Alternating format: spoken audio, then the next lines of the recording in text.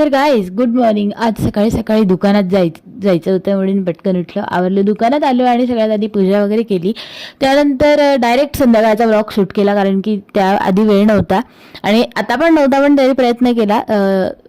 आम्ही करत होतो छोलेची भाजी, पण तेवढ्यात पराठ्याची ऑर्डर आली. सो आधी पराठे करून घेतले आणि एक नव्हते 2-3 होते. सो मी फटाफट जेवढं जमलं तेवढं केलं आणि व्हिडिओ शूट करायला असं वाटत होतं शूट करू की पराठे बनवू, ऑर्डर्स बनवू, कारण की खूप घाई गडबड होती आणि त्यात मला सगळं फ्रेश बनवावं लागतं. असं वाटतं की शिळं देऊन वाईट रिव्ह्यू घेण्यापेक्षा ताजं द्यावं, आणि म्हणून या नादात माझी जास्त धावपळ झाली.